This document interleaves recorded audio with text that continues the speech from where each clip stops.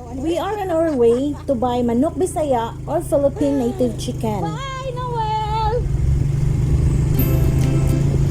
Adventure! May kadumdum katong Katong daon na mo, ito'y nakadumdum. di mo kauban. Oo.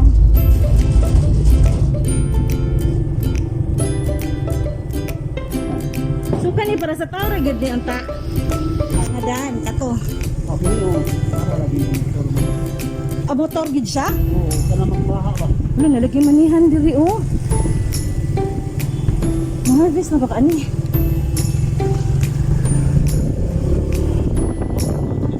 Ha, wala pa, di pa na harvest. Okay na. Di mo kauban. Dili, katong kasluyo.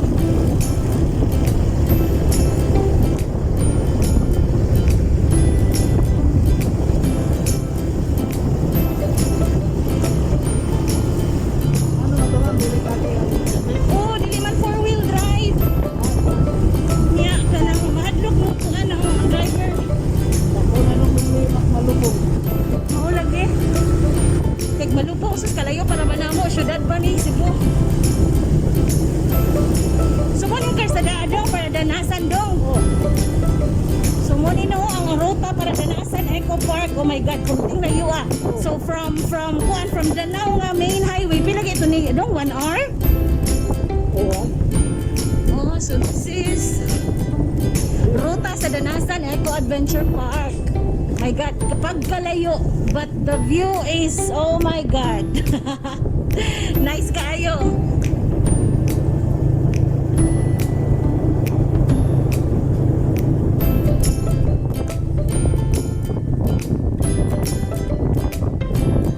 So, naabot mi here. Kaya namin tanawon nga property.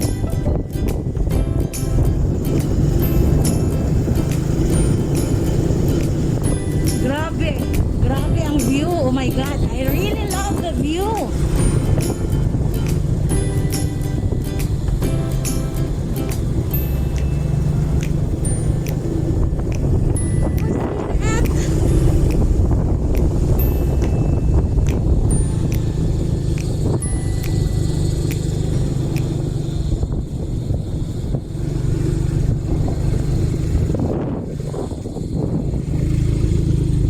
Pila pa rin ka minutes dong?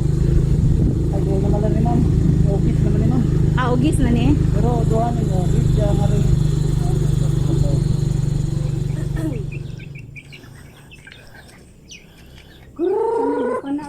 Gamay pa man na. Ha? Di na astir uy, sagot na.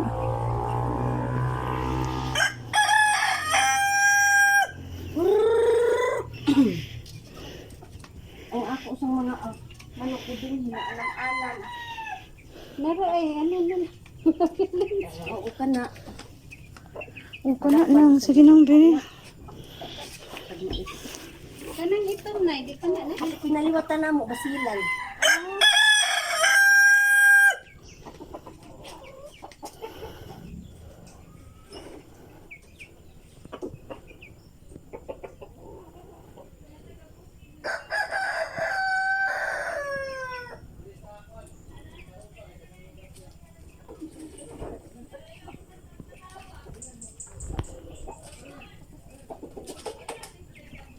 Kanyar bang manok no, udah punong sa bidi, sa kanamuon.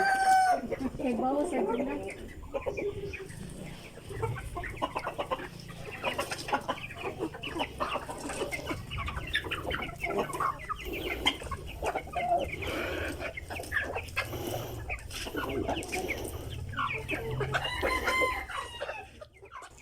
Native chickens or Manok Bisaya are typically raised in the backyards of rural households.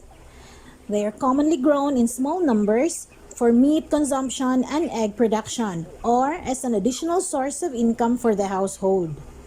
So We are here now in this typical Filipino home buying Manok Bisaya for our dish that we will be cooking. Our very own Adobong Manok, a traditional Filipino dish made from chicken being stewed until tender using native vinegar, soy sauce, and some spices sesame marinade.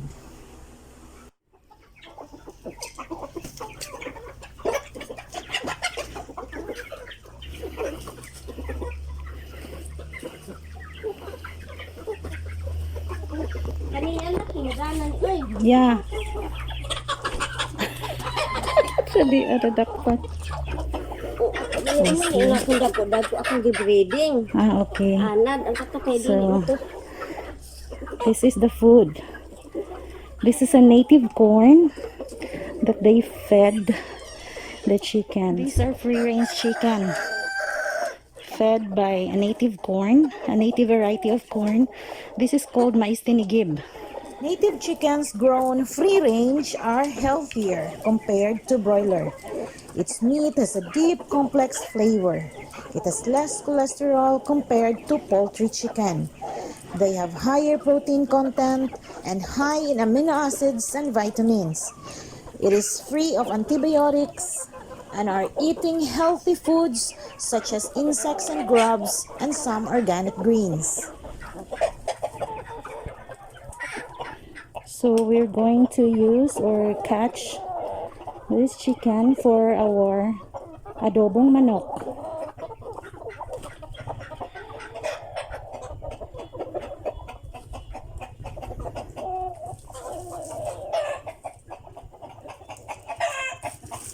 Our fresh catch of the day.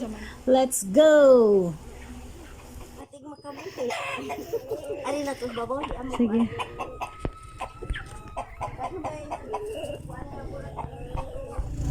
Ay, ay, ay.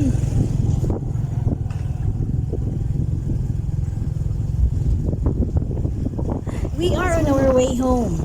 It's a very challenging journey, but it's worth it. Manok Bisaya at 180 per kilo. No.